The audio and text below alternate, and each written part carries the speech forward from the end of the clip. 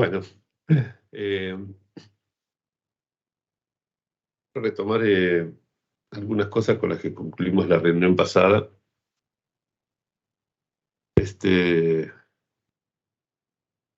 Me permitieron pensar, darle una vuelta más a la noción de forma del síntoma, que es lo que estamos tratando de investigar en este laboratorio.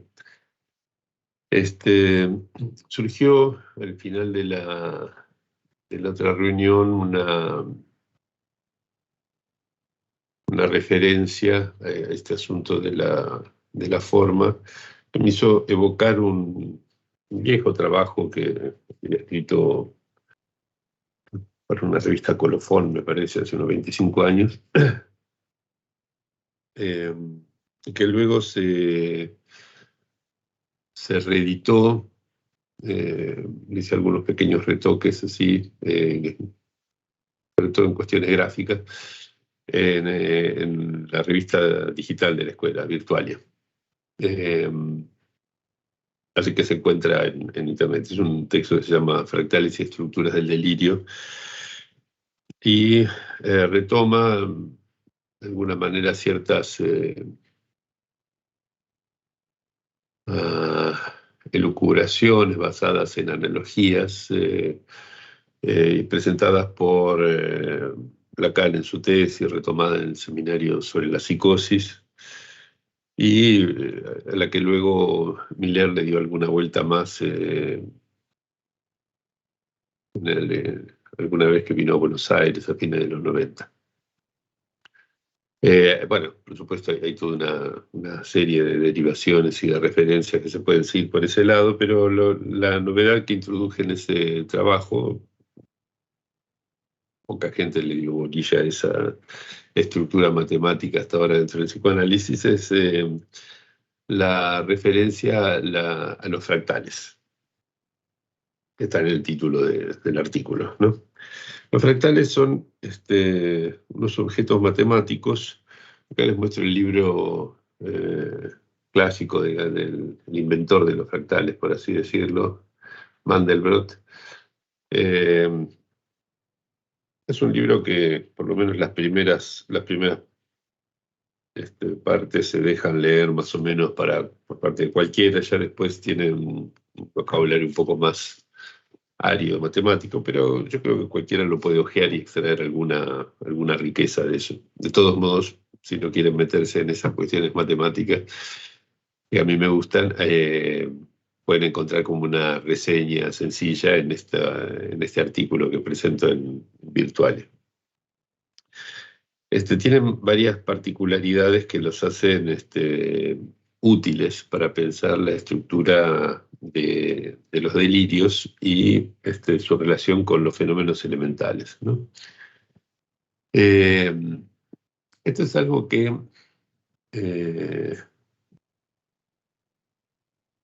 llama mucho la atención, digamos, como un interés de Lacan por pensar la estructura del delirio muy, muy temprano de su tesis de psiquiatría, en términos de lo que podría pensarse como una figura de la iteración, ¿no? La figura matemática de la iteración, que en arte tiene el nombre de la Nizanabim, ¿no? Sería cuando, por ejemplo, en un cuadro ustedes tienen algún sector que representa el mismo cuadro en una escala menor, ¿no? Que a su vez entonces representa el mismo cuadro en escala menor dentro de esa escala menor, y así siguiendo, ¿no? Potencialmente sería una deriva infinita, digamos, aunque rápidamente eso se convierte en un punto y no lo podemos ver más. Pero bueno, esa especie de juego de dos espejos paralelos, ¿no? Que empiezan a dar esas imágenes así, es algo que se impone, por así decirlo, a la intuición de Lacan respecto de cómo pensar la estructura del delirio, ¿no? Entonces,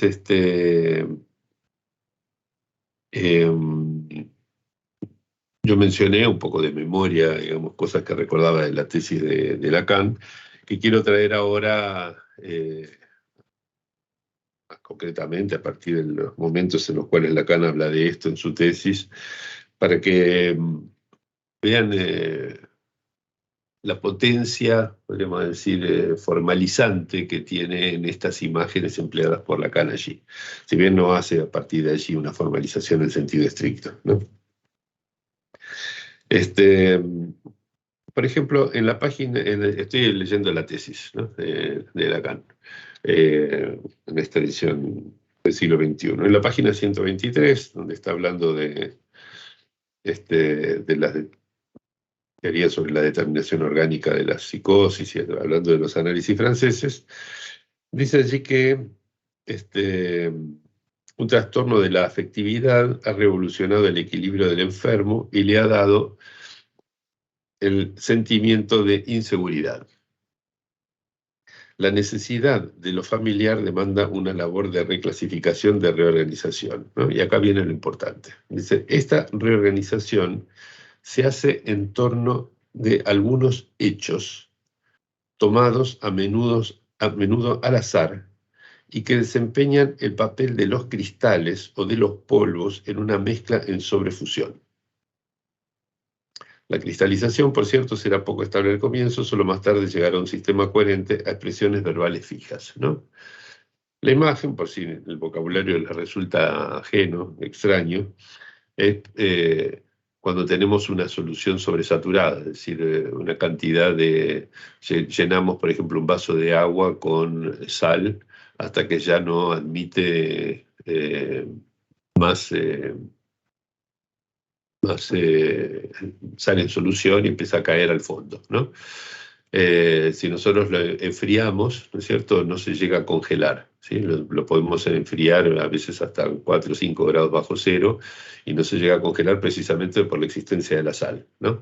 Ahora lo sacamos de la heladera y le tiramos un granito de sal, ¿no? Entonces, en ese momento, ese granito de sal está en exceso respecto de todo lo que podía ser absorbido por la solución salina del agua, y empieza a cristalizar, a formar todos cristales alrededor que reproducen la forma de ese cristal que acabamos de colocar, ¿no? Eso es como se arma esa cristalización repentina, ¿no? Rápidamente todo cristaliza, algo parecido a lo que sucede cuando tenemos, por ejemplo, una gaseosa que se congeló, ¿no? Y no, en el momento no nos dimos cuenta de que estaba congelado, pero en el momento de sacar la tapita, de abrir la tapita, ¿sí?, en ese momento ¡pum!, todo se congela rápidamente en el interior y hasta empieza a salir a borbotones la parte líquida que queda.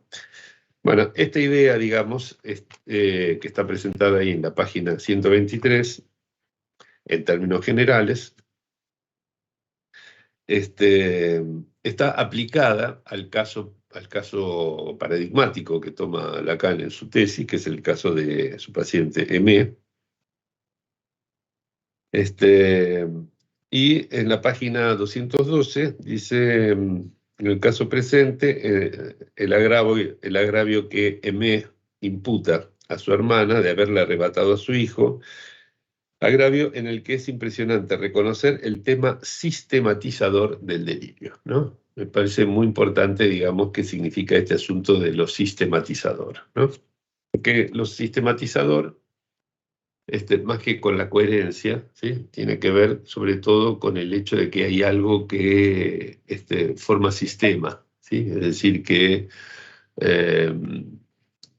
por así decirlo, se repite sistemáticamente, ¿no? Y en la página siguiente dice así: esta especie de cristalización del delirio se ha llevado a cabo con una instantaneidad sobre la cual el testimonio de Me no deja duda, ¿sí? Hay ciertamente un elemento fortuito que pone en el primer plano este descubrimiento iluminativo, bla, bla, bla. Es decir, nuevamente la imagen de que es un elemento contingente, azaroso, o un pequeño conjunto de datos absolutamente irrelevantes, ¿sí?, pero que alrededor de ellos cristaliza de una manera súbita, ¿sí? Acá Lacan habla de instantaneidad, ¿sí?, más fuerte todavía que en la página anterior, cristaliza de manera súbita todo el conjunto del delirio, ¿no? A partir de ese pequeño fenómeno azaroso, ¿sí?, el conjunto del delirio, ¿no? Y Finalmente, en la página 270 hay una nota al pie, donde Lacan introduce otro modelo que tiene la misma lógica, ¿sí? Está tomado de otro ámbito, ¿sí? Ya no de la química, ¿sí? O de la física de las soluciones, sino de la biología, ¿sí? Habla de la impresionante identidad estructural entre los fenómenos elementales del delirio y su organización general. Dice que eso impone, como no podemos dejar de pensarlo así, ¿no? Impone la referencia analógica, ¿sí? Subrayen la palabra analogía, por favor, con la cual me voy a detener después, impone la referencia analógica al tipo de morfogénesis materializada por la planta, ¿sí? Y dice que esa imagen es mejor todavía que otras que él ha utilizado anteriormente, ¿no?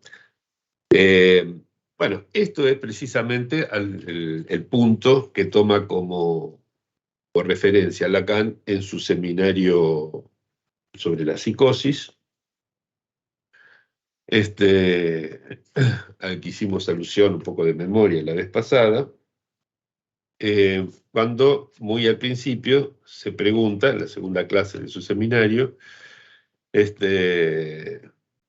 o cómo adquiere el delirio su significación, ¿no? De hecho, el título de la clase, el título puesto a la clase 2 es la significación del delirio, ¿no? Pero antes de llegar al tema de la significación del delirio, Lacan explora lo que podríamos llamar la forma significante que tiene el delirio, ¿sí?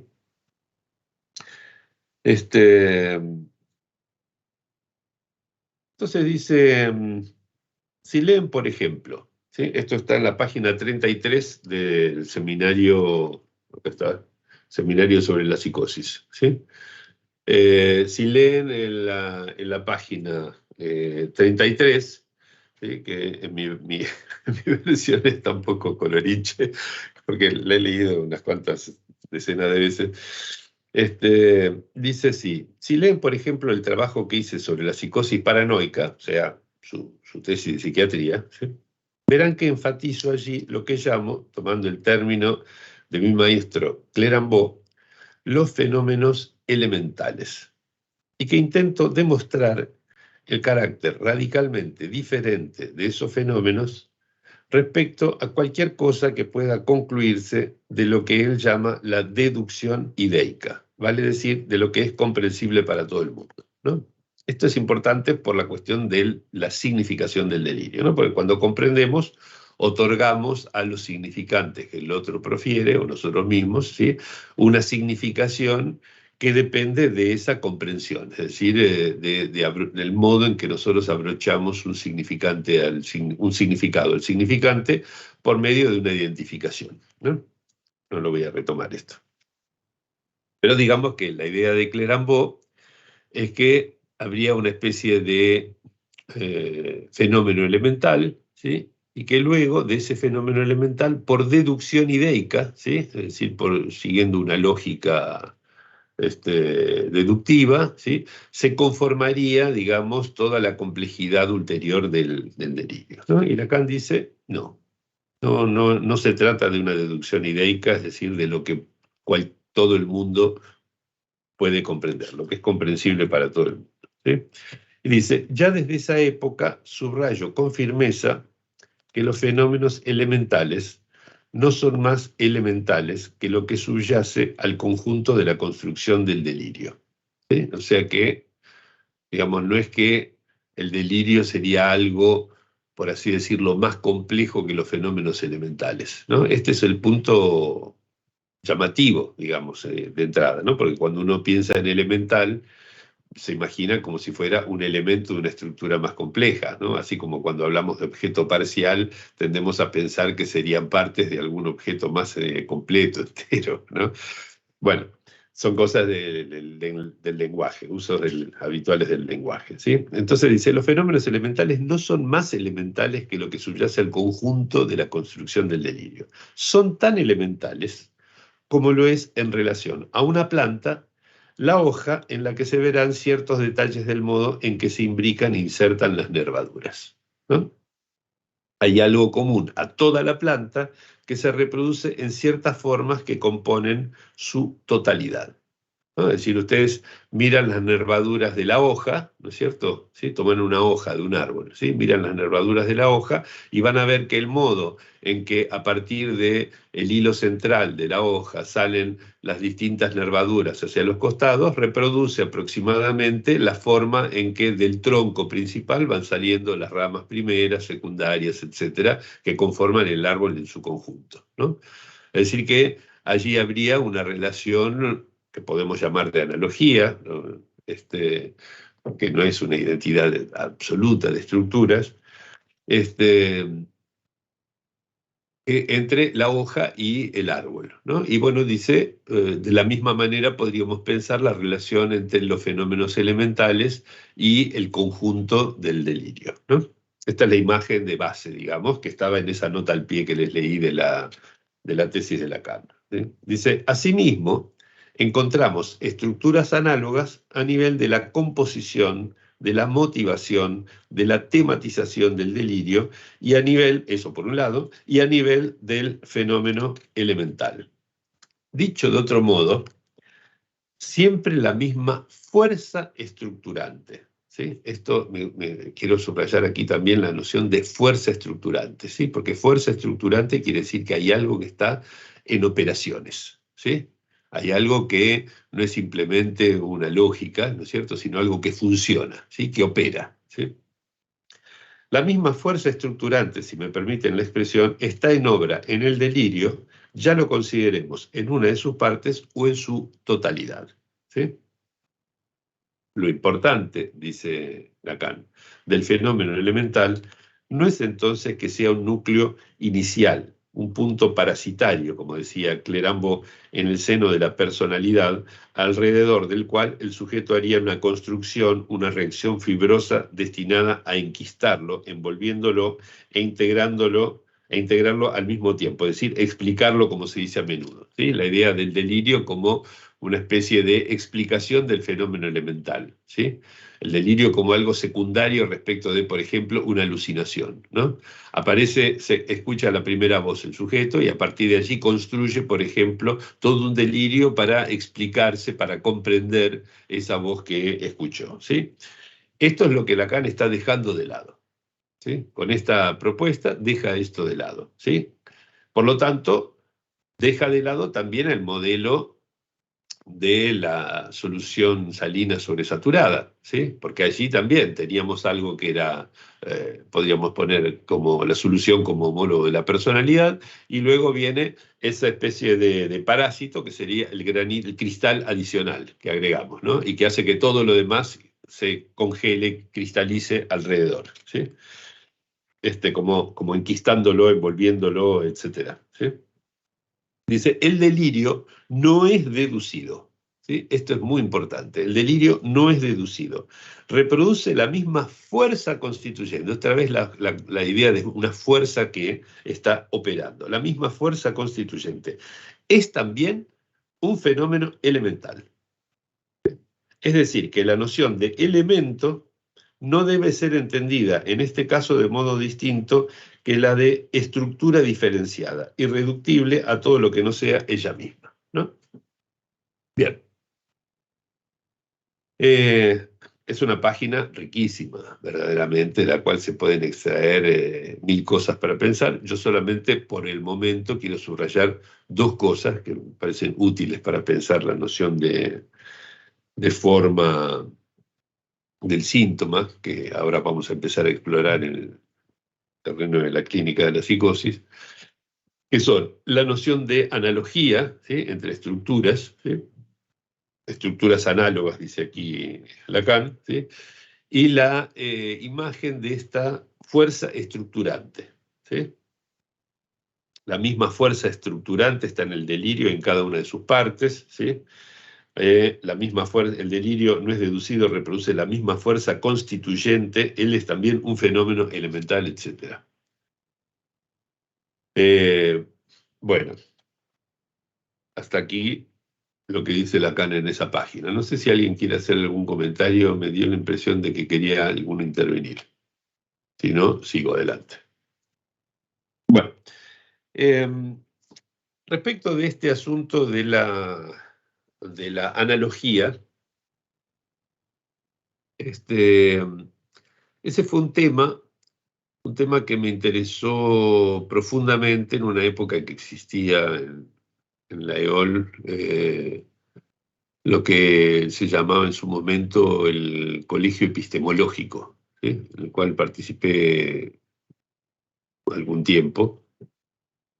Era la época en la que se habían hecho las conversaciones, famosas conversaciones de Arcachon, Angers y no me acuerdo cómo era la otra, la tercera, ¿sí? 3 años consecutivos, de las cuales se derivó la noción de psicosis ordinaria que hoy en día trabajamos, ¿no? Y en esas conversaciones, sobre todo en la segunda de ellas,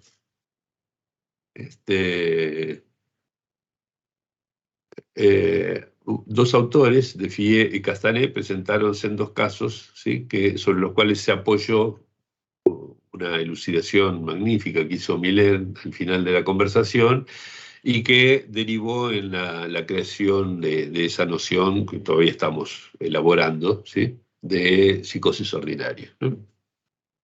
Entonces, al mismo tiempo, hacía poco que había salido el librito de Sokal y Bricmont, Imposturas intelectuales, ¿no? Donde tildaban a Lacan de impostor y a muchos otros, sobre todo franceses, por el uso que hacían de las matemáticas, de la lógica, etcétera, ¿no? Entonces, bueno, como las dos cosas me interesaban, me puse a investigar algunas cosas utilizando la lógica y las matemáticas que siempre me gustaron, y terminé produciendo algún trabajo allí en el Colegio Epistemológico y luego transformándolo en un escrito que pueden encontrar, es viejo esto, en el Caldero número 73, ¿sí? Caldero de la escuela. Se llama Apología de la Analogía, no sé si lo ven ahí, Apología de la Analogía, ahí está. Y es del año, creo que, no sé, 98, 99, por ahí. Bueno, eh, ahí lo que planteo, no se lo voy a resumir acá, digamos, pero lo que planteo allí es esencialmente un modo de entender de qué manera utilizamos, por ejemplo, la palabra anudamiento, ¿sí? O desanudamiento cuando hablamos de la clínica de la psicosis, ¿no? Y qué valor tiene pensar por medio de analogías para formalizar ciertos aspectos de la clínica, digamos, ¿no?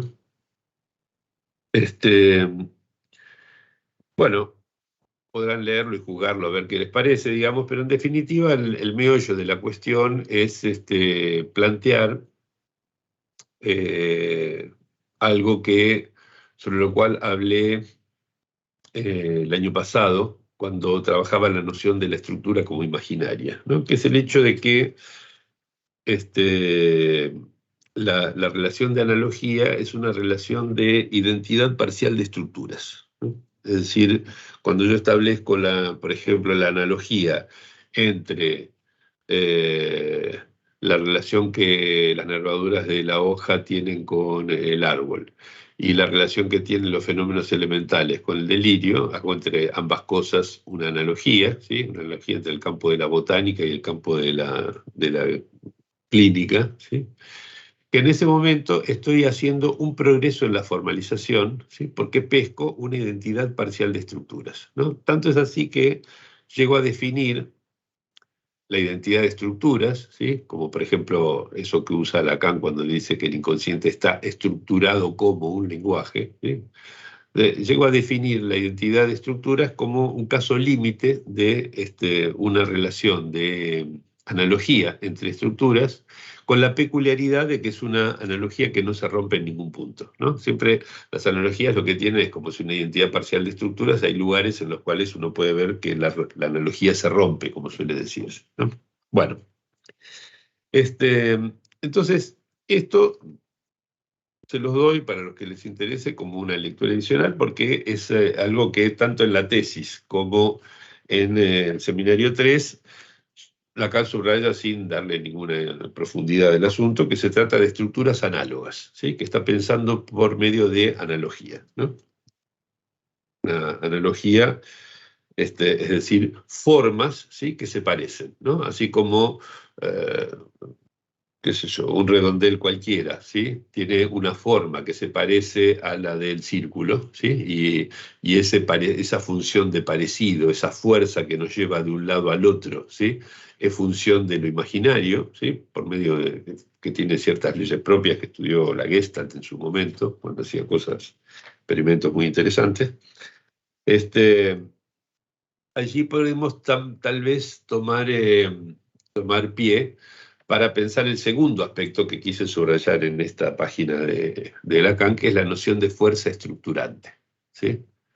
Cuando les decía que es la misma fuerza estructurante la que está en el delirio y en el fenómeno elemental, ¿sí? Lo que está diciendo Lacan es que hay algo, ¿sí? Que tiene una función, ¿sí? Que opera, ¿sí? Y que hace algo, ¿sí? Bueno, es una manera de pensar, por ejemplo, el registro no como coordenada, ¿sí? O coordenada tópica, digamos, ¿sí? Como en un sistema de coordenadas, sino como función, ¿sí? Que es lo que les proponía desde hace algunas reuniones, ¿no? Esta cuestión de la forma del síntoma probablemente sea un capítulo dentro de una cuestión más general que es el problema de los registros como funciones. De hecho, no lo había pensado antes, pero en definitiva, la última enseñanza de Lacan toma los registros con el modelo de la cadena de tres borromea, ¿no?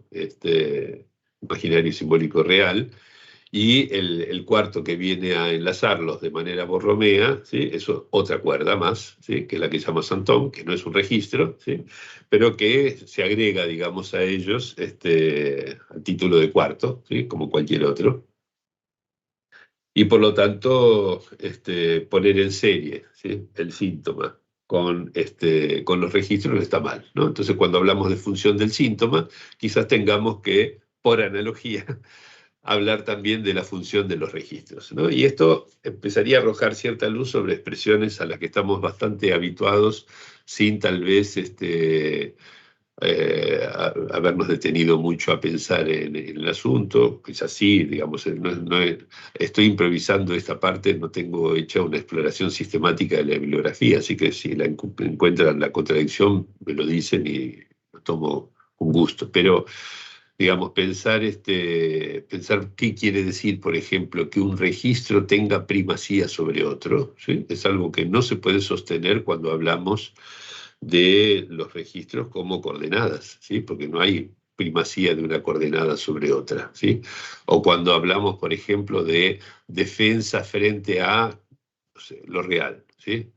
¿Qué sentido tendría defenderse de una pobre coordenada X o Y, digamos, en un sistema referencial cartesiano? ¿Sí?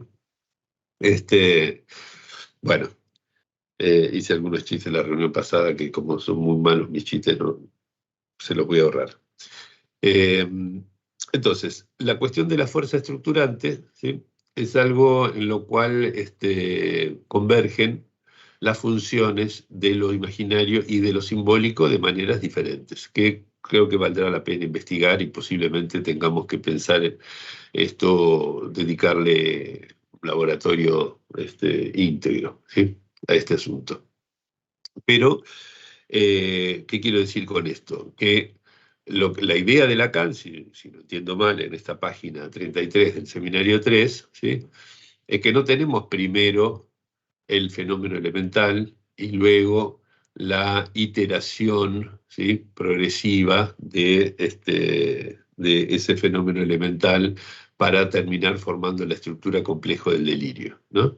Sino que es la misma fuerza la que estructura las dos cosas. Es decir, nosotros podemos pensarlo, ¿sí?, porque necesitamos desplegarlo en el tiempo, ¿sí?, como una forma elemental que luego se complejiza por iteración, ¿sí? Pero lo que nosotros tenemos presente es la misma fuerza presente en una cosa y en la otra, no por separado.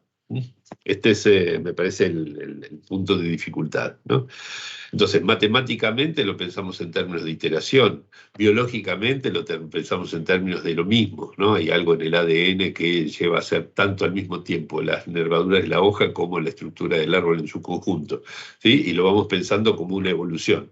¿Sí? Pero no necesitamos pensar en evolución, que es lo que termina dando la idea de que el delirio es deducido a partir del fenómeno elemental, ¿sí? Esta es la novedad, hay que pensarlo como sincrónicamente. Bueno, todo esto entonces lo digo como una manera de enmarcar, de introducir la noción de la forma del síntoma, cómo se presenta particularmente en ciertos delirios propios de la psicosis, ¿sí? Delirios que podríamos llamar fractales, digamos, ¿no? Porque la idea del fractal justamente es la que mejora, de alguna manera, esta, esta imagen inicial del cristal e incluso de la hoja, ¿sí? Miller agregó en esta serie de secuencias, no me acuerdo, creo que también por esa época, cuando vino a hablar en lo que no existía el ICDEVA todavía, era la sección clínica, mencionó el gnomon, ¿sí?, la figura del gnomon, que es eh, una noción muy, muy antigua, digamos, en la geometría, de una figura que se puede añadir a otra para dar una que es similar a la primera, ¿no? Yo tomo ahí el ejemplo, que creo que lo tomé de algún ejemplo tomado que había dado Claudio Godoy en un libro, si mal no recuerdo ahora. Bueno, ustedes tienen un triángulo, ¿sí? Imagínense un triángulo, y tomo dos lados de ese triángulo, ¿sí?, y los estiro un poquitito, ¿sí? Los estiro un poquitito. Los estiro en la misma proporción para los dos lados, ¿no? Por ejemplo, al doble, ¿sí? Hago el doble de longitud para un lado y el doble para el otro, ¿sí? Y ahora uno las puntas de ese nuevo triángulo, ¿no? Tengo un triángulo más grande ahora. Lo que le agregué al triángulo inicial es una figura que es como un trapecio, ¿no? Apoyado en un lado del triángulo, ¿no? Los dos lados que yo estiré y el cierre de arriba, ¿no? Es figura como de trapecio, ¿sí? Bueno, yo puedo seguir haciendo la misma operación y agregar un trapecio más grande y otro más grande y así obtener, digamos, triángulos cada vez más grandes que son todos proporcionales al primero, digamos, son como si fueran el mismo hecho a una escala mayor, ¿sí? Entonces, cada uno de esos trapecios agregados al primero es lo que se llama un gnomon, ¿sí? Este, Pero lo que yo menciono en el artículo ese de Fractales y Estructura del Delirio es que estos modelos tienen una dificultad que es la inexistencia ¿cómo decirlo?, de funciones asintóticas, ¿sí? Ustedes saben que una de las características, digamos, que tiene la estabilización psicótica, digamos, es que en cierto momento asintóticamente, digamos, se haya como cierto equilibrio entre el significante y el significado, ¿no? Y es por eso que la noción de asíntota, ¿no? La curva asíntota es una que se acerca cada vez más a una recta sin llegar a tocarla nunca, pero cada vez está más cerca, ¿no? Bueno, esa idea, digamos, de la asíntota es una idea también, digamos, que clínicamente es relevante, se nos impone, ¿no? La idea de solución asintótica, ¿no? En el caso de Schreber, por ejemplo, él pensaba que cada vez su cuerpo se iba llenando más de nervios de voluptuosidad femenina, con lo cual asintóticamente iba a devenir mujer. Y él decía que tal vez eso podía llegar a durar siglos, milenios, etcétera, mientras proceso durante el cual él no iba a poder morir, ¿sí?, porque era un designio divino, ¿sí? Bueno, después se enfermó y se murió, pero digamos, eso fue un azar. La idea, digamos, de que asintóticamente se alcanza un equilibrio, ¿sí? Es alejada, digamos, de la figura del gnomon, ¿sí? O de la figura de la nervadura de la hoja y el árbol, etcétera, ¿no? Entonces, lo que me gustó de la figura de los fractales es que sí tienen esa propiedad, es decir, que adquieren además formas que luego se convierten en asintóticamente estables, ¿sí? Eh, entonces, ¿qué son esos fractales? En la versión online, ustedes pueden ver una figurita que está hecha. eh, Creo que tengo que compartir la pantalla. A ver un segundito que. Este, a ver ahí. ¿Están viendo esto, algo que se expande? ¿Sí? Alguien que me diga sí o no, porque yo no los veo ahora a ustedes. No, No se ve. Bueno. yo tengo la versión en formato papel de lo que, No, pero quería calculo que lo que queremos mostrárselo. A ver, un mostrar, segundito. pero no se ve. ¿La Ahí, ven ahora sí, ahí? ahora Ah, sí. ahora se ve. Ah, fantástico. Bueno, sí, me había olvidado de hacer un clic. Bueno, esto es un fragmento del artículo que está en Virtualia. Por supuesto, esto en la versión en papel no lo podía hacer. Está tomado de alguna página de Wikipedia, digamos, esa imagen, ¿no? Eso que se ve ahí, que parece que fuera en una expansión infinita, digamos, es lo que es un fractal hecho a partir de una figura muy sencilla que es la del triángulo, ¿no? O el copo de nieve, como se llama, ¿no? Acá se lo muestro. Toman un triángulo equilátero, ¿sí? Y lo que hacen es apoyar en cada uno de sus lados un triángulo igual, pero que sea en el centro, digamos, de cada lado, que sea un tercio de la longitud del lado, ¿no? Entonces acá ven este triangulito que agrega acá, ¿sí? O este otro que agregué aquí, ¿sí? Eh, Voy a dar una estrella de 6 puntas, ¿sí? En la cual en cada uno de estos lados, porque ahora tengo un montón de lados, ¿no es cierto? Eh, en cada uno de esos lados yo puedo agregar otra vez un triangulito en el borde, ¿no es cierto? Que le va a dar una figura más compleja, y en cada uno de esos lados, a su vez, hacer un nuevo triangulito, ¿sí? Y así ven que rápidamente tengo una imagen como de copo de nieve, ¿no? De hecho, se puede ver que los copos de nieve tienen una estructura de fractales, ¿no? Bueno, si eso ustedes lo siguen iterando, ¿sí? Es decir, agregando al anterior la misma complicación anterior, lo que obtienen es esto, digamos, donde en cada uno de los niveles, cada pedacito de este fractal, ¿sí? Tiene exactamente la estructura de la totalidad.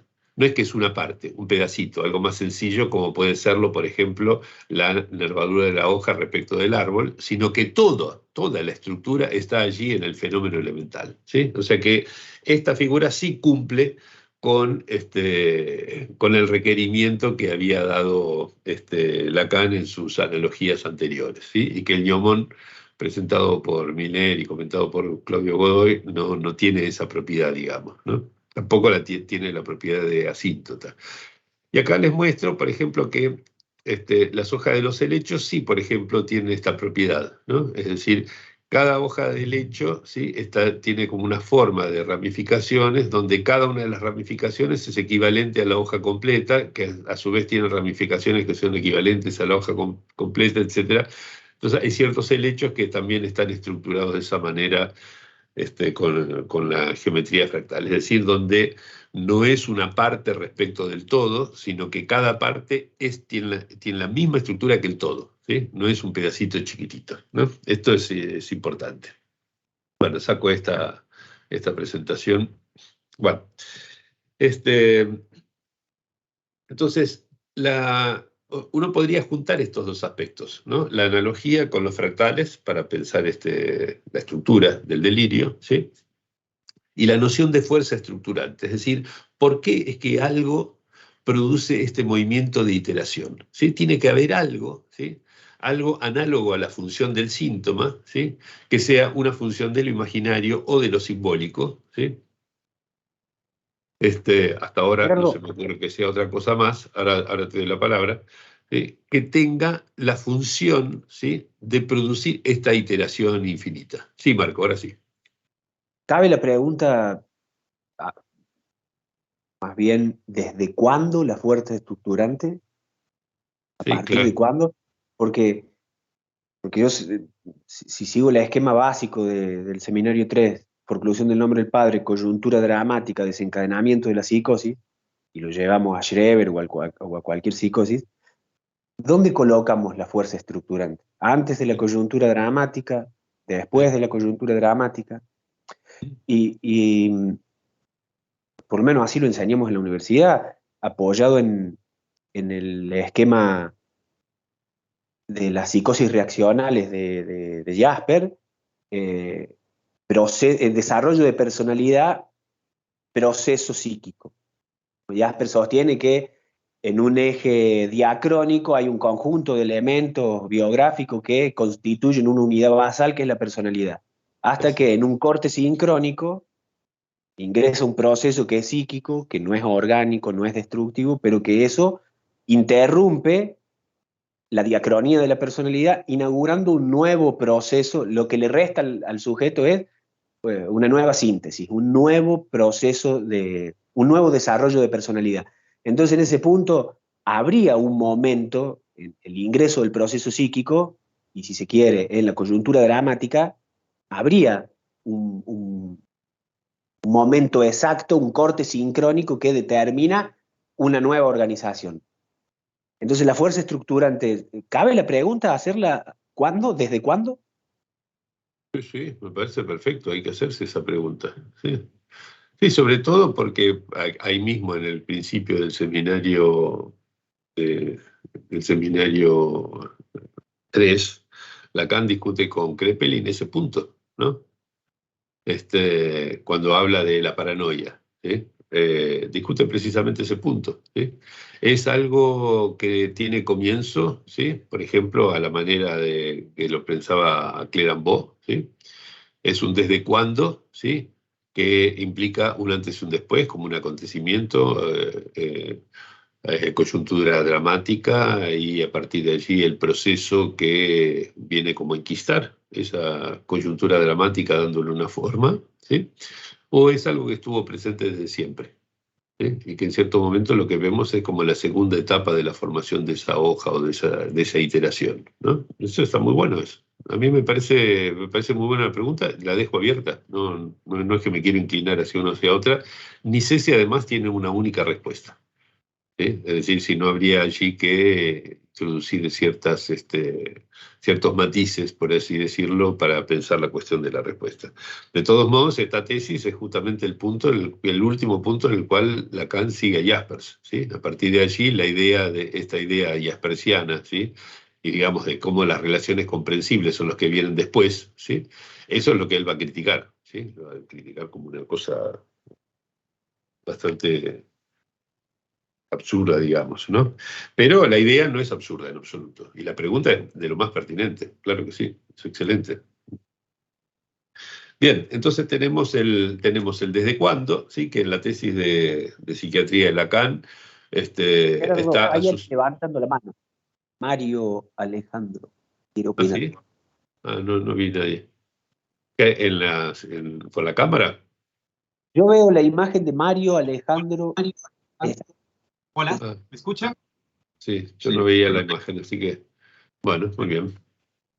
Gracias, Marco.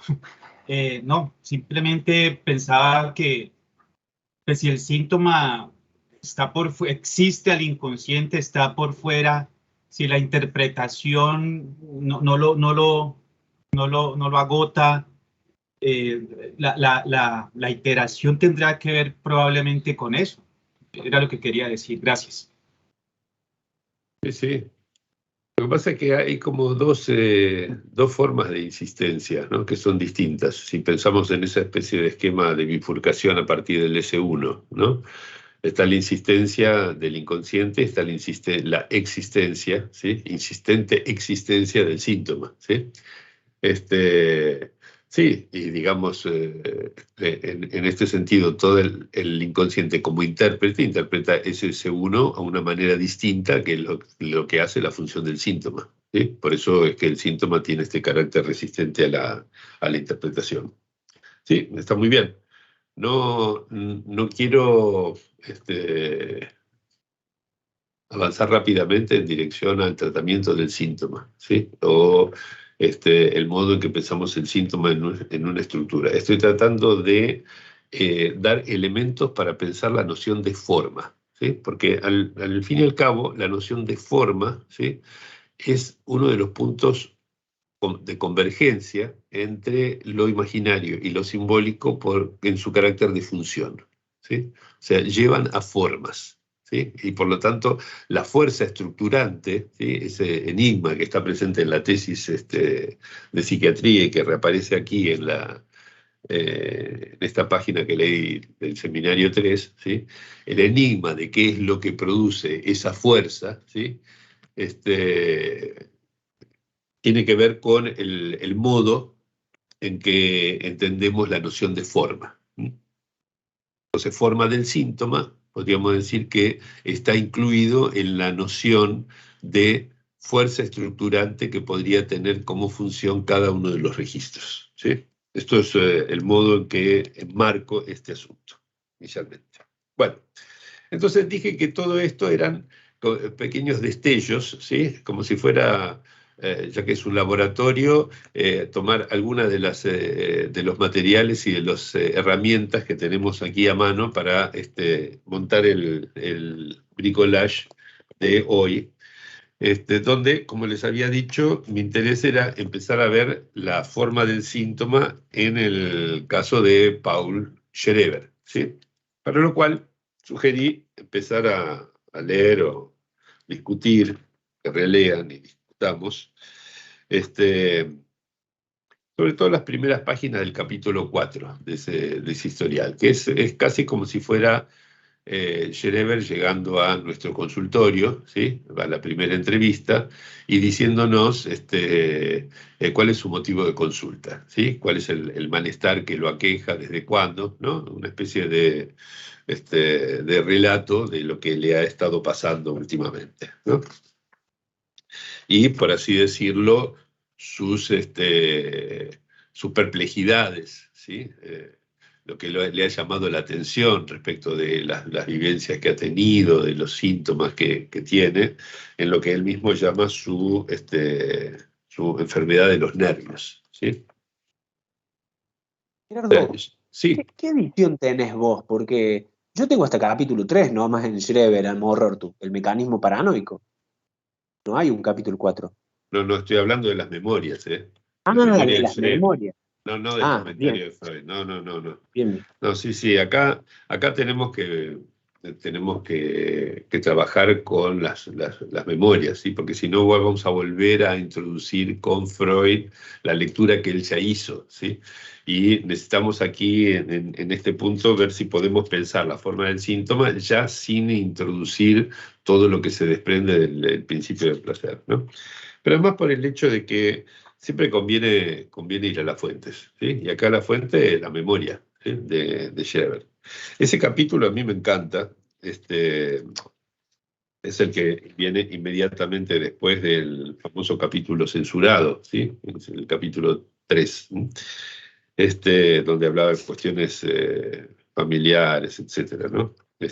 Bueno, entonces en este capítulo 4 dice, Schreber nos cuenta la evolución de su enfermedad hasta ese momento, ¿sí? Esto es algo que él escribe, para que se den una idea, más o menos a la edad alrededor de los 60 años, ¿sí? Estaba en ese momento, cuando escribía estas cosas, estaba internado en un asilo. Vamos a ver un poquitito el contexto, ¿sí?, para quienes no estén familiarizados con él. Schreber estaba en ese momento internado en un asilo en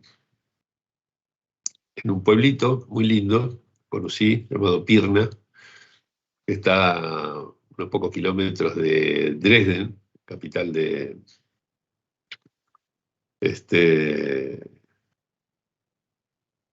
provincial, digamos. Un asilo bastante grande, digamos, ya no es más asilo, ahora son unas oficinas estatales que hay allí, pero en su momento, digamos, fue creado con un espíritu bastante revolucionario para su época dentro de la psiquiatría, y el trato que se daba a los pacientes allí era un trato fenomenal realmente, ¿sí? Muy bueno. Estuve recorriendo ese asilo, ese ex asilo. Las instalaciones eran muy cómodas, vi fotos de la época, etc. Y el director médico, ¿sí? En ese entonces un tal Guido Weber, vivía allí con su familia y a veces invitaba, por ejemplo, a cenar a algún paciente, lo invitaba a su mesa o a almorzar, etc., ¿no? Es decir, tenía un trato muy, muy directo, digamos, y cotidiano con sus pacientes, ¿no? De hecho, hay muchas referencias tanto en las memorias de Schreber como en alguno de los apéndices, que incluyen, por ejemplo, el dictamen médico de Weber cuando se hizo el juicio para revertir la discapacidad, el juicio por discapacidad de Schreber, juicio que Schreber ganó. Hay varias referencias a este trato así personal que mantenía Weber con Schreber, ¿no? Schreber era un tipo brillante, realmente un personaje lo más interesante. Nació en el año 42 en Leipzig, que está un poco más lejos de ahí, a unos 100 kilómetros de Dresden más o menos. Hijo de un médico que había hecho mucho por el desarrollo, que en ese entonces era revolucionario, del movimiento gimnástico en Alemania. Y que además era un ortopedista, ¿sí? Era el boom de la ortopedia en esa época, por la cantidad de lisiados que había dejado las guerras napoleónicas, ¿no? Y entonces, bueno, cuando se terminaron todas esas guerras y se quedaron sin trabajo, pasaron de la terapéutica a la prevención. Entonces empezaron a ocuparse de evitar la escoliosis, de evitar ciertas enfermedades, incluso en los niños, ¿sí? Etcétera. Entonces este tipo, como muchos otros, inventaron cosas para corregir la posición, etcétera. Se ha distorsionado mucho la labor del padre Schreber, planteándolo como si hubiera sido una especie de torturador de sus hijos, etcétera, cosa que no es la opinión de los contemporáneos que lo conocieron, ni tampoco de los hijos mismos, por lo que han dicho. Bueno, en fin. La cuestión es que Schreber se dedica, estudia Derecho, hace una carrera brillante, digamos, donde va ascendiendo rápidamente, como una carrera que lo lleva, digamos, a la posición de juez en distintas instancias. Y al mismo tiempo cierta participación en movimientos políticos, un momento de auge de los rojos, como se lo llamaba ya, en Europa en general y en Alemania en particular, que había sido recientemente unificada. Y entonces los partidos de derecha, digamos, trataban de unirse, armar alianzas para ver si lograban ganar las elecciones a los partidos de izquierda, ¿no? Y los de izquierda terminaban ganando. Bueno, en alguna de esas alianzas se propuso a Schreber como candidato de la alianza, digamos, ¿no? Entre dos partidos pequeños. Y entonces él estuvo muy abocado a una campaña proselitista, etcétera, donde perdió, digamos, después en las elecciones. Pero bueno, eso parece que lo agotó mucho y es lo que él pone como fundamento de su primera enfermedad nerviosa, ¿sí? Es decir, después de las elecciones se va a un spa, se sigue sintiendo mal, va a otro spa, etc. Bueno, termina yendo a una clínica de enfermedades nerviosas en Leipzig, dirigida por el famoso Flechsig, que luego va a tener un lugar muy importante dentro de su delirio, ¿no?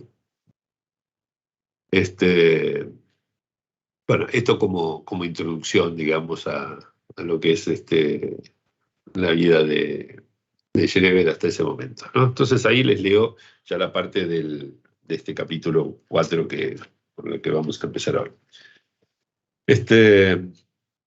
Dice, voy a hablar de mis propias vicisitudes personales durante las 2 enfermedades nerviosas que me han sobrevenido, ¿sí? Cada una de esas enfermedades nerviosas implicó una internación, ¿sí? Luego de haber escrito esto, de haber salido del manicomio, digamos, en el que estaba cuando escribió estas líneas, estuvo unos años afuera y tuvo una recaída más en el año 1907, y no volvió a salir, digamos, de esa internación en otro lugar donde estuvo internado, permaneció allí hasta su muerte, 4 años después. Bueno, entonces dice, estuve enfermo de los nervios 2 veces, ambas a consecuencia de un excesivo esfuerzo intelectual, ¿no? Uno podría decir, bueno, entonces había conciencia de enfermedad, ¿sí?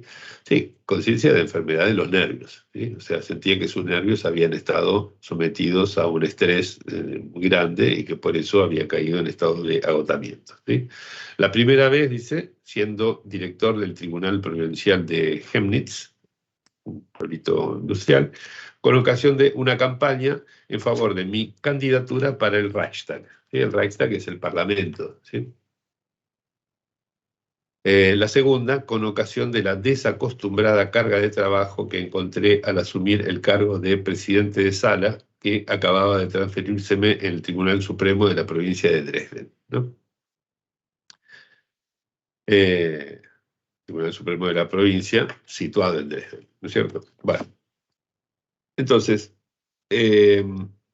para que se den una idea, ¿sí? Lo tenemos en la primera ocasión, que es a mediados de los 80, ¿sí? Como un candidato para elecciones al Parlamento Nacional, Reichstag, que es el Parlamento Nacional, ¿sí? Para eso eran las elecciones. O sea, en cada provincia, digamos, alemana, ¿sí? Cada estado alemán de ese imperio alemán unificado, digamos, se elegían sus autoridades para, digamos, como en cualquier parlamento, digamos, llevar sus delegados a ese Parlamento Nacional, ¿no? Y en el segundo caso lo transfieren al puesto del tribunal, como presidente de sala del Tribunal Supremo de la provincia. O sea, en el nivel provincial de la provincia donde él vivía era el puesto jerárquico más alto. En el nivel nacional solamente había un puesto más, ¿sí? O sea, un escalón más y hubiera sido como el equivalente para nosotros sería el de presidente de la Suprema Corte de Justicia de la Nación, ¿no es cierto? ¿Sí? Si hubiera un puesto más, ¿sí? Entonces estaba en el puesto más alto dentro de la jerarquía judicial de la provincia donde estaba, Sajonia, y eso estaba situado en Dresden, lo cual había implicado una mudanza, se había tenido que mudar de Chemnitz, donde estaba, a Dresden.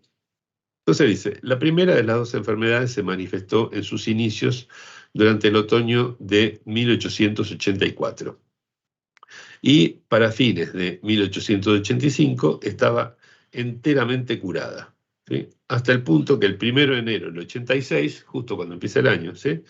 Pude reasumir el cargo de director del Tribunal Provincial de Leipzig, a donde en el interín había sido trasladado, ¿sí? O sea, mientras él está enfermo, sigue ascendiendo en la estructura jerárquica, ¿sí? Es decir, pasa de juez de un pueblito de provincias a juez de Leipzig, que es la segunda ciudad de importancia en Sajonia, digamos, ¿no? Son entonces 13, 14 meses nomás que está enfermo, digamos, y una parte de esa enfermedad la transcurre en los spas donde está, otra parte en la clínica privada de Flexig. Bueno, ahora viene esa parte, ¿sí? La segunda enfermedad nerviosa, dice, comenzó en octubre de 1893 y dura todavía, ¿sí? O sea, piensen que esto está siendo escrito más o menos unos 7 años después de haber ingresado, 6, 7 años después de haber empezado su segunda enfermedad. En ambos casos, dice, pasé gran parte del tiempo de la enfermedad en la clínica de enfermedades mentales anexa a la Universidad de Leipzig, dirigida por el profesor y actualmente consejero privado, Dr. Flexig. ¿Sí? La primera vez desde comienzo de diciembre de 1884 hasta comienzo de junio del 85, o sea, 6 meses más o menos, y la segunda vez desde cerca de mediados de noviembre del 93 hasta cerca de mediados de junio del 94, ¿sí? O sea, 7 meses, ¿sí? O sea, entre una vez y la otra, ¿sí? Entre 2 etapas separadas por casi 10 años una de la otra, en total pasó poco más de un año, ¿sí? Repartido en 2 mitades, en esa clínica dirigida por el doctor Flexig. Bueno, una presentación muy prolija que hace Schreber de sus enfermedades, ¿sí? Y no hay nada extraño, digamos, en esa presentación, hasta el momento en que dice que en ninguno de los 2 casos tuve, al entrar en el establecimiento, la más ligera sospecha de que hubiera existido un antagonismo entre las familias Schreber y Flexig, ni de las cosas sobrenaturales acerca de las que he tratado en los capítulos precedentes, ¿no? Acá decimos, bueno, algo raro apareció, digamos, ¿no? O sea, hasta ahí era una explicación que podríamos decir cualquiera puede dar de lo que son enfermedades, tratamientos, internaciones, etc. Pero acá aclara que en su momento no sospechó que hubiera ese antagonismo entre 2 familias, la suya y la de su médico, ¿sí? Ni tampoco acerca de ciertas cosas sobrenaturales que él trató en los 2 capítulos iniciales, ¿no? Sigue esto. La primera enfermedad transcurrió sin ninguna complicación que rozara el ámbito de lo sobrenatural. Sobre el tratamiento del profesor Flexig solo tuve impresiones sustancialmente positivas mientras se desarrolló. Pueden haberse producido errores aislados, ¿sí? Me encanta eso. Ya durante mi enfermedad, de entonces, era yo de la opinión, y sigo siéndolo, de que las mentiras oficiosas que el médico especializado en enfermedades de los nervios quizá no puede evitar del todo con muchos enfermos mentales, pero que siempre debe emplear con la más extremada prudencia, difícilmente se justificaron nunca conmigo, pues en mí hubo pronto que reconocer una persona intelectualmente sobresaliente, de entendimiento desusadamente agudo y aguda capacidad de observación, ¿no? Evidentemente, Schreber no tenía un mal concepto de sí mismo, ¿no? Y al mismo tiempo, si nosotros leemos las memorias de Schreber y la bibliografía de referencia que él utilizó para documentarse acerca de las cosas que escribía, vemos que realmente no era muy exagerado en la apreciación que tenía de sí mismo, de sus facultades intelectuales, ¿sí? La escritura de Schreber es una escritura deliciosa, de una delicadeza impresionante. Los rasgos de estilo son de una fineza envidiable, realmente, ¿sí? Pero al mismo tiempo, el modo en que estaba imbuido de las cosas de la actualidad de su época, de los últimos desarrollos de la ciencia, aclaremos también, de la pseudociencia, ¿sí? Los debates que se hacían acerca de ciertas cuestiones y que aparecían en la prensa local y en las cuales él se interesaba, la participación que tenía en movimientos sociales, sus visiones acerca de la religión, sus lecturas de lo más variadas, hacen verdaderamente de esa persona un bicho aparte, ¿sí? Una rara avis, para decirlo en latín, ¿sí? Bueno, entonces todo esto lo dice para decir, podrían haber evitado ciertas mentiras oficiosas conmigo porque tenía esa comprensión así, ¿sí? Dice, y no puedo sino considerar una mentira oficiosa que el profesor Flexig quisiera presentar mi enfermedad solo como una intoxicación con bromuro de potasio, cuya responsabilidad había que atribuir al consejero de Sanidad, doctor R. de S. Esa es la localidad, bajo cuya atención yo había estado anteriormente, ¿sí? O sea, como les dije, Schreber había hecho esta campaña electoral, se hacen las elecciones, pierde su partido como en la guerra y se va agotado a un spa. Creo que de ahí se va a otro spa, si mal no recuerdo, no está en uno solo, y de ahí se va a un sanatorio, que es este donde lo atiende el doctor R, en la localidad llamada S, ¿sí? No pasa nada, digamos, pero aparentemente le dieron ese bromuro de potasio, ¿sí? Era un somnífero que se utilizaba en esa época, si mal no recuerdo. En su momento lo leí, ahora no me acuerdo. Entonces, Flechsig atribuye, ¿sí?, la enfermedad, le dice a Schreber que tal vez su enfermedad fue simplemente una intoxicación con bromuro de potasio, y Schreber desconfía, dice, esto es una mentira, ¿sí? Debería haberme dicho cuál era la razón, pero no me lo dijo, ¿sí? Es decir, que allí aparece la sospecha de un ocultamiento, ¿sí? Que hay algo que, digamos, que quedó en las sombras ya en ese momento, ¿sí? Y por lo tanto, cierta sospecha que no pasa a mayores, ¿sí? Pero ya presente en este primer encuentro de Schreber con su médico Flechsig, ¿sí? Esto como para ir arrojando algunas piedritas en el camino que quizás nos conduzca a pensar la noción de, sí, que había planteado Marco hace un rato, de si si tiene sentido la pregunta del desde cuándo, ¿no? Bien. Y dice a continuación Schreber, también a mi juicio hubiera podido ser liberado más rápidamente de ciertas ideas hipocondríacas que entonces me dominaban, en especial la del enflaquecimiento, si se me hubiera permitido algunas veces usar por mí mismo la balanza que se empleaba para determinar el peso corporal. La balanza que entonces estaba en la clínica de la universidad era una construcción extraña, desconocida para mí, ¿no? Es decir, que había en él ciertas ideas hipocondríacas que no están especificadas, pero que consta como tal en la historia clínica que se conserva todavía de su primera internación. Hay un museo de la historia de la psiquiatría en Leipzig, pequeñito, pero muy bonito, lleno de gente muy generosa allí que pueden conocer, en la zona más schreberiana del mundo, porque hay calle Schreber, puente Schreber, todo lleva el nombre de Schreber.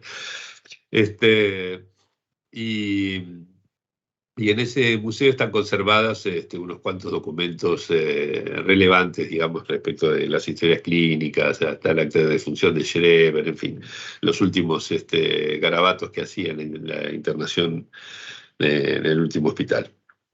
Bueno,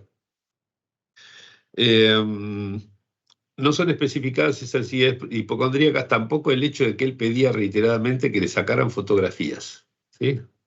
Es decir, que él quería ver su imagen, ¿sí?, porque él notaba algo que estaba cambiando en su cuerpo, ¿sí? En este caso, bajo la forma de su imagen, ¿sí? Por eso la necesidad de las fotografías, se conservan varias de las fotografías que le sacaron en ese momento, y la idea de un enflaquecimiento, ¿sí?, que forma parte de la serie de sus ideas hipocondríacas que desconocemos cuáles son, ¿no? El diagnóstico que figura en esa primera internación es hipocondría, ¿sí?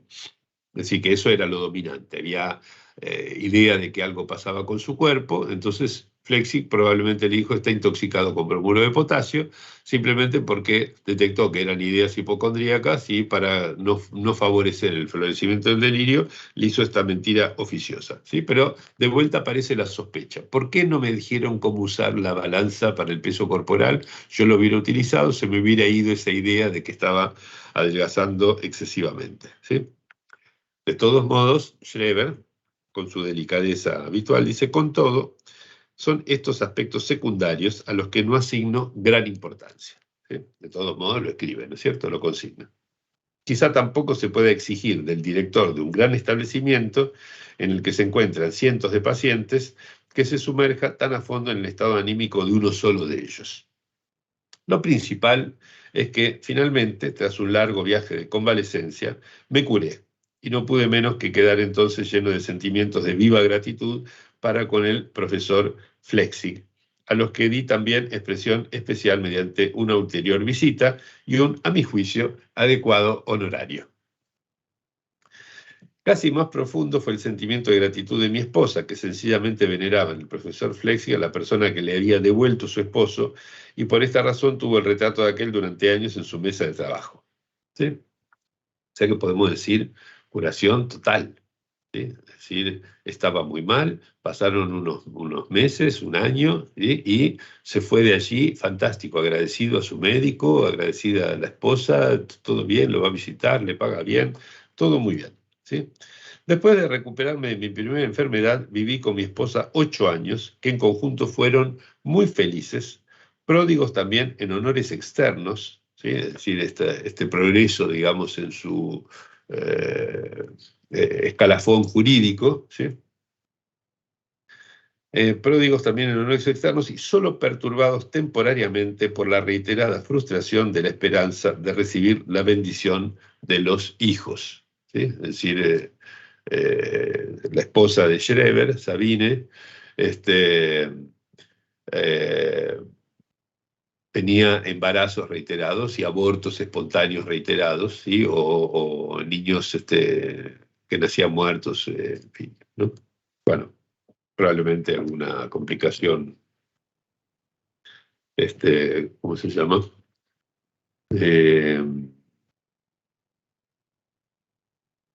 No me sale ahora la enfermedad. Cuando tenés problemas de azúcar en sangre. Se me fue el nombre de la enfermedad. Diabetes. ¿Sí? Una complicación posible de la diabetes. Bueno.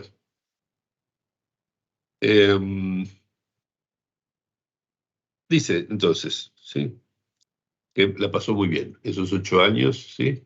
Le iba bárbaro, que estaba bien con su esposa, ¿sí? De vez en cuando frustrado, digamos, por no poder tener hijos. Y dice, en junio de 1893 me fue comunicada, primero personalmente por el señor ministro, doctor Schurig, o sea, lo más alto de lo más alto, ¿sí? La noticia de mi inminente designación como presidente de sala del Tribunal Supremo Provincial de Dresden, ¿no? O sea, un bombazo, digamos, espectacular dentro de su carrera, ¿sí? Acuérdense que a mediados de noviembre del 93 es cuando es internado nuevamente con Flexig, mediados de noviembre del 93, y esto es junio de 93, le comunican esta noticia. O sea, desde que le dan esta súper buena noticia, ¿sí? Junio, ¿sí? Tenemos julio, agosto, septiembre, octubre, noviembre, ¿sí? En 5 meses, ¿sí? Pasa de estar feliz de la vida por su nombramiento en ese tribunal, ¿sí? A ser internado por segunda vez en la clínica de Leipzig, dirigida por Flexig, ¿sí? Entonces, ¿qué pasa allí en esa época? ¿Sí? En esos 5 meses, que van desde el anuncio de esta promoción allí hasta el momento del desencadenamiento de la segunda enfermedad. Dice, en esa época se sitúan algunos sueños, a los cuales entonces no presté especial atención y a los cuales tampoco ahora prestaría mayor atención siguiendo el refrán los sueños son espuma, si no tuviera que pensar a raíz de las experiencias que he tenido en el interín, por lo menos en la posibilidad, subraya, de que tuvieran relación con una conexión nerviosa divina establecida en mí. ¿Sí? O sea, estos sueños podrían ser, dice él, ¿sí? Podrían ser los primeros indicios, ¿sí? De una conexión nerviosa entre Dios y él, ¿sí? Ya en esa época anterior a su segunda internación en la clínica de Flexig. ¿Sí? Se dio varias veces en mí el sueño de que había reaparecido mi enfermedad nerviosa anterior, ¿sí? O sea, un sueño repetido, ¿sí? De que había reaparecido la enfermedad nerviosa anterior, por lo cual, naturalmente, me sentí en el sueño tan desdichado como feliz después de despertarme de que se hubiese tratado solo de un sueño, ¿sí? Es decir, sueños, podríamos decir, de reaparición de la enfermedad, ¿no? Como si algo, ¿sí? En ese interín entre el nombramiento, ¿sí? Y la internación, ¿sí? algo de esto hubiera evocado, ¿sí? Aspectos de esa primera enfermedad que, recuerden ustedes, tenía síntomas esencialmente hipocondríacos, ¿sí? Es decir, sensaciones extrañas en el cuerpo que la medicina, digamos, que estudia el organismo, no podía caracterizar, tipificar, localizar, ¿sí? Además, y acá llegamos al punto clave, ¿sí? Además, una vez, esto no es un sueño reiterado, sino una vez, de mañana temprano, cuando estaba aún tendido en la cama, no recuerdo si semidormido o despierto ya, ¿sí? Esto es importante, ¿sí? O sea, no sabe él en qué estado estaba, ¿sí? Si estaba en ese estado así de semisueño, ¿sí? Es decir, de transición, ¿sí? Del sueño a la vigilia, ¿sí? O si ya estaba despierto, ¿sí? Lo que es seguro es que no estaba dormido, ¿sí? O sea, estaba en esa transición, ¿sí? O estaba despierto, ¿sí? Tuve una sensación, ¿sí? En ese momento, dice, tuve una sensación que al reflexionar después sobre ella en estado completo de vigilia, ¿sí? O sea, donde ya no tenía dudas, digamos, de si estaba ahí despertándose o ya completamente despierto, o sea, con completa vigilia, ¿sí? Me impresionó de manera muy particular. Es decir, primero fue la sensación, ¿sí? Y luego fue una reflexión acerca de esa sensación que le causa una impresión, ¿sí? Fue la representación, es decir, ya se está representando lo que había sucedido, ¿sí? De que tenía que ser muy grato ser una mujer que es sometida al coito. Es decir, que tuvo una sensación, esto es importantísimo, tuvo una sensación en estado no de sueño, sino o en la transición del sueño a la vigilia, o ya despierto, ¿sí? Tuvo una sensación que luego, en el momento de representárselo, ¿sí? Se representa bajo la imagen de lo grato que debía ser una mujer que es sometida al coito, ¿sí? Es importante esto, digamos, porque no es simplemente la imagen de una mujer en el acto sexual, ¿sí? Ni siquiera es solamente la imagen de la mujer en el acto sexual en el momento del orgasmo, ¿sí? Sino que es una representación de lo grato, de lo muy grato que debería ser una mujer en ese momento, ¿sí? Es decir, que hay algo allí que es del orden del gusto, ¿sí? Que está presente en esa reflexión, ¿sí? Al reflexionar después sobre esa sensación, dice, me impresionó. Esa fue la representación de que tenía que ser muy grato ser una mujer que es sometida al coito. Y dice, voy a terminar de la lectura ahora enseguida, esta representación era hasta tal punto ajena a toda mi manera de pensar y la hubiera rechazado, me atrevo a decirlo, con tal indignación de haber estado plenamente consciente, que no puedo descartar por completo, en razón de lo que en el ínterin he vivido, la posibilidad de, al menos, de que hayan estado en juego influjos externos de alguna clase para inspirarme tal representación, ¿sí? Es decir, que eso que ocurrió, esa representación que vino, ¿sí? A posteriori de la sensación, ¿sí? Podía haber sido algo ajeno, ¿sí? Algo que le hubiera sido imbuido, por así decirlo, desde el exterior, ¿sí? Porque era algo completamente ajeno a su personalidad. Entonces tendríamos la sensación, ¿sí? Y luego la representación como algo ajeno, ¿sí? Ahora, resulta ser, todos ustedes conocen, supongo, en qué derivó, digamos, este fenómeno, digamos, en la constitución de la enfermedad de Schreber, de la segunda enfermedad de Schreber, ¿sí? Poco tiempo después vamos a tener a Schreber compenetrado en la tarea de lograr tener durante el mayor tiempo posible sus nervios en un estado de voluptuosidad femenina, ¿sí? Para ver si logra transformarse en mujer, seguir los designios de Dios y de esa manera engendrar, ¿sí?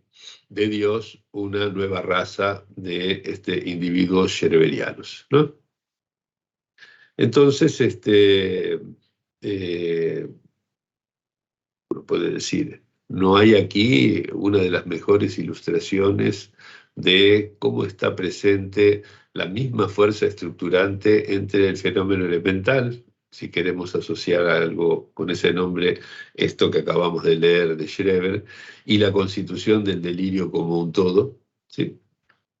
Bueno, ven que es un avance en dirección a maneras de pensar las formas del síntoma en este caso, ¿sí? Así que paro ahora de leer esta referencia de Schreber y me gustaría escucharlos, conversar un poco. Prendan la cámara directamente, abran su micrófono y los escuchamos. Hola. Sí, adelante. ¿Escucha? Sí. Sí, esta sensación puede ser pensada como goce, como un momento ¿podría pensarse algo así?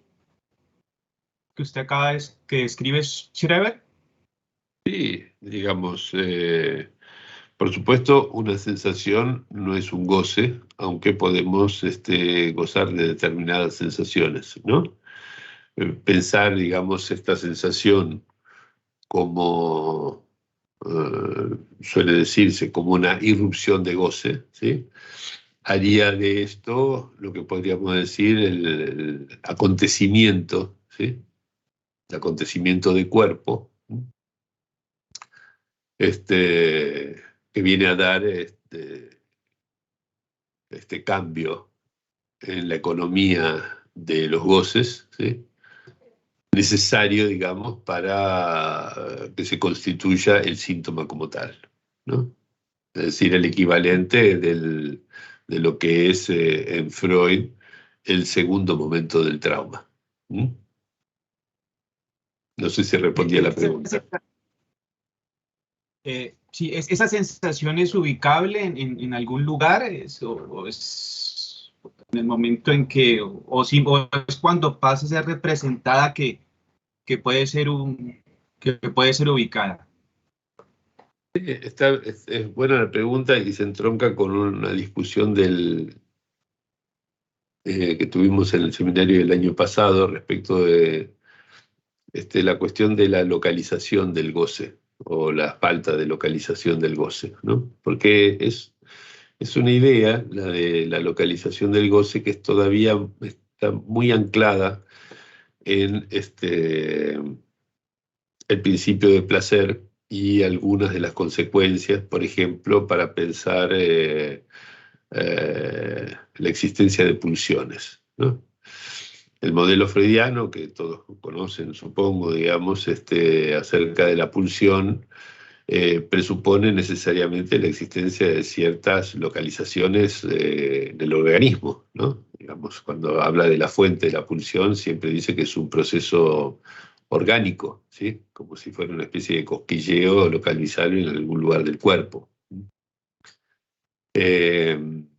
Y esto es un problema, digamos, porque por más que le haya dado una muy buena idea inicial a Freud, este asunto de pensar que, por ejemplo, la pulsión oral tendría que ver con la boca, ¿sí? Y que el goce se localiza en la boca, vaya uno a saber si es en los labios o en la lengua o en la garganta que traga la leche, ¿sí? Empobrece un poco la lectura de lo que es el goce, tal como lo vemos en la experiencia analítica, que es algo que nunca aparece localizado en algún lugar, siempre aparece vinculado a rasgos múltiples, ¿sí? Por ejemplo, en el caso de la experiencia básica, digamos, con que se leen estas funciones desde que Freud introdujo la noción de vivencia de satisfacción, ¿sí? ¿Por qué pensar, digamos, que el goce está localizado en la zona oral o en el tracto digestivo, digamos, y no pensar, por ejemplo, que esté localizado en la nariz, que huele el pecho materno, o en la mano que lo toca, por ejemplo, ¿sí? ¿Por qué pensar que haya que elegir entre una cosa y la otra? Entonces, la cuestión de la localización, ¿sí? Es como un modelo inicial, pero un poco primitivo respecto de las cuestiones del goce, ¿sí? Hemos visto que hay goces que sé yo, no sé, creo que yo mencionaba en otra oportunidad el goce de escribir, que puede ser muy importante para algunas personas, ¿sí? Que no podemos situar en, qué sé yo, no sé, en la punta de los dedos que rozan el teclado, por ejemplo, ¿no? Incluso el goce escópico, por ejemplo, ¿sí? Que lo tenemos que situar ¿habría alguna zona erógena, por ejemplo, en el iris o en la retina, ¿no? En fin, esas cosas me parece que son cuestiones que tenemos que revisar con una mirada un poco crítica, ¿sí? Entonces la cuestión de la localización del goce tal vez es un concepto que está un poco anclado aún en este modelo bastante inserto en lo que llamaba el tobogán biológico de Freud, ¿sí? La sensación que describe aquí Schreber, ¿sí? Es una sensación que no aparece vinculada con una parte del cuerpo específica, ¿sí? Y en esto creo que tenemos que acompañarlo. Ahora, no sé si era ese el sentido de la pregunta. Quizás podamos aclarar un poco más el sentido de la pregunta. Sí, permítamelo aclaro. De pronto, localización no es el término, de pronto, decir, ¿qué tipo de goce habría en juego allí? En el sentido en que no habría una relación entre especificar o de pronto tener qué tipo de goce hay y eso va articulado con la forma en que podríamos intervenir. No tendríamos que tener claro un poquito eso, de qué tipo de cosas se trata para ver qué tipo de intervención podríamos hacer en ese caso. Creo que en ese sentido lo pensaba. La localización sería en términos de los... De goce, Sí. sí, puede llamarse así. Gracias. Bueno, sí, eso sí, por supuesto. Si es localización en el sentido de localización de la tópica de los registros, entonces no localización en el cuerpo, sino si es un goce de tipo fálico, es un goce de tipo del sentido, si es un goce de tipo goce de la vida, ¿sí? Eso sí, porque eso es localización en términos de los registros. Sí, ahí sí, sí, por supuesto, habría que pensar de qué clase de goce se trata en ese caso, ¿sí? Y sí, dejo abierta la cuestión, ¿sí? Porque cuando pensamos los síntomas clásicos que estudia Freud fuera del caso de Schreber, que no fue paciente de Freud, por supuesto, solemos pensar que en el comienzo, digamos, hay una erupción de goce fálico, cuyo paradigma, por ejemplo, podríamos encontrar en el caso de Juanito, ¿sí? Pero no parece que ese paradigma pueda aplicarse al caso de Schreber, ¿no? De hecho, la representación que queda para él asociada, digamos, es la representación de lo que para él podría ser un goce femenino, ¿no? Entonces, en fin, allí hay algo que permanece opaco, digamos, al modo en que lo podemos significar. Muy buena pregunta, realmente, agradezco. ¿Alguien más quiere tomar la palabra? Lo veo con las cámaras prendidas a Clarisa, a Marco. Si quieren agregar algo más, tenemos unos minutitos todavía. ¿Qué tal, Gerardo? A mí me surgió una duda recién. ¿Quién es Cintia? Sí, no, a ver si lo puedo formular, porque estos conceptos no los tengo tan claros, pero... Nosotros tampoco, no te preocupes. Digamos, yo pensaba, la sensación es algo del orden, ¿no?, de lo corporal prelingüístico, y el delirio es una construcción cuya función es distinta, porque lo que intenta es la curación, ¿no? Es decir, la función del delirio es un intento de curación y tiene que ver con una construcción más de un orden del lenguaje y no de esta sensación prelingüística. Es decir, estamos con algo que es del orden de lo corporal, que no tiene una estructuración del lenguaje, y algo que cumple otra función distinta, por más que vos hablás de la analogía de estructuras, pero entre el cuerpo y lo lingüístico ahí se me mezcla esta analogía que vos estabas intentando hacer.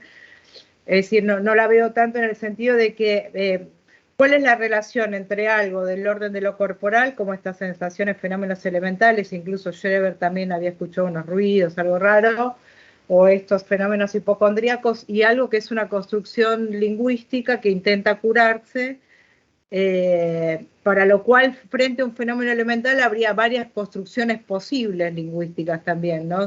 Otra pregunta sería si la relación con el azar, la contingencia, lo que va viviendo el sujeto es la misma entre el fenómeno elemental y el delirio. Bueno, así que bueno, eso se me ocurre pensar. Sí, sí, está muy bien. Yo, por el momento, un comentario colateral, digamos, no voy al meollo del asunto, que es difícil, pero por el momento voy a dejar en suspenso esta idea del delirio como intento de curación. En todo caso, volvamos a demostrarlo si es necesario, ¿sí? Pero como es algo que sigue la lógica, que parte del principio de placer, ¿sí? Yo por eso no lo tomo como algo, en todo caso demostrémoslo, ¿sí? Eso es lo que quiero decir. Bueno, pero lo podemos dejar de lado, pero sigue pendiente de la otra cuestión. Sí, por eso dije que esto era colateral. Y la cuestión de lo de la sensación como algo del orden de lo preverbal. Sí, es complicado, digamos. Yo no tengo claro este asunto. Estoy leyendo actualmente un libro, a ver si lo tengo en mano, que es muy interesante. Acá está. Se llama, es Autismo y Esquizofrenia, un francés, es llamado Michel Grolier, que evidentemente trabaja con Maleval, etc. Muy interesante realmente ese libro. Y hace como todo un paneo por las distintas teorizaciones acerca de autismo y esquizofrenia para ver si van juntas, van separadas, si están todas incluidas dentro de la psicosis o no, etc. Bueno, y entre las distintas teorías que aparecen allí para revisadas, digamos, hay algunas de ellas que ponen mucho el acento en esta cuestión de lo que funciona como preverbal, ¿sí? Como un preverbal relevante, ¿sí? Esto es un problema, digamos, dentro del lacanismo, ¿no? Porque tenemos la idea de que el significante preexiste al sujeto, ¿no es cierto? Y que por lo tanto el significante está siempre antes de todo, ¿sí?